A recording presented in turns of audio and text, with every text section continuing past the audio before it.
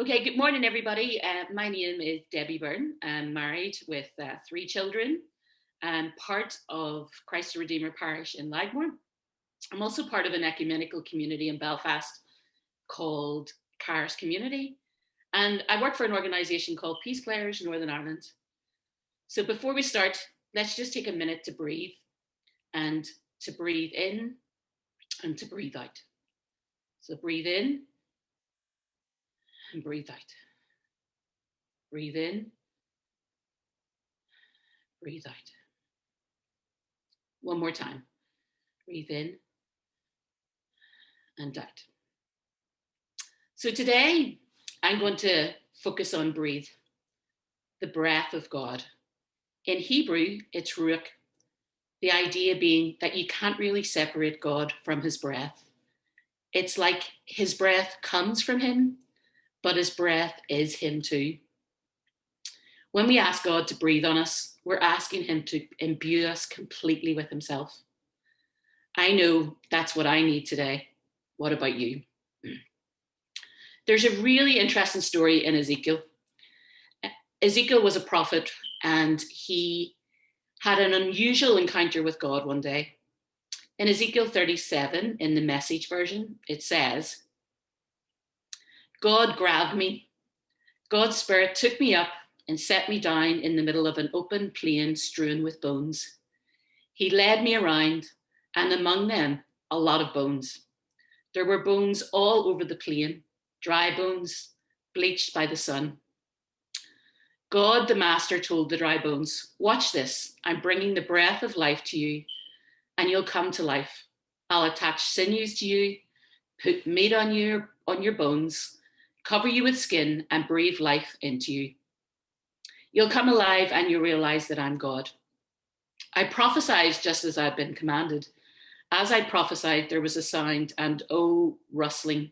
The bones moved and came together, bone to bone. I kept watching. Sinews formed, then muscles on the bones, then skin stretched over them. But they had no breath in them. He said to me, Son of man, can these bones live? I said, Master God, only you know that. He said to me, prophesy over these bones. Dry bones, listen to the message of God. He said to me, prophesy to the breath, prophesy, Son of man. Tell the breath, God the Master says, come from the four winds, come breath, breathe on these slain bodies, breathe life. So I prophesied just as he commanded me. The breath entered them and they came alive. They stood up on their feet, a huge army. There's a lot more to this story, and there's a lot of things that I think could be drawn out from this story.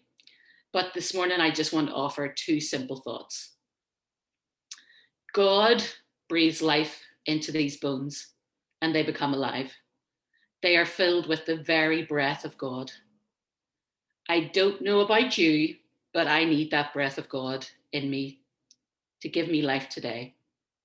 I need that breath to fill me with love today, to fill me with peace, to fill me with joy, to breathe on every area that is dry, just like those dry bones. Let's just take another moment to pause and to invite that breath of God in. As we breathe in this time, let's breathe in his life and his love and breathe out all worries and concerns. So breathe in and breathe out. Breathe in and out. And one more time, breathe in and out. And the second simple thought that I have is that God used Ezekiel to prophesy, and that's what started the process. Why did God need to use this human to initiate this breath? I don't fully know why, but I do know that he's continued to use human beings to bring life into the world ever since his life. We are charged to bring God's life and love in the world to today too. So again, let's pause again just for a second and ask God to show us where we need to bring that love and life into our day.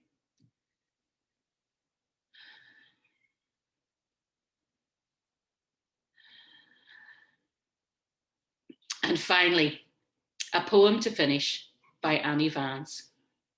Let's use this as a prayer for the day ahead. May we live this poem today, and may God continue to breathe his breath into each of us this day. And this is the poem.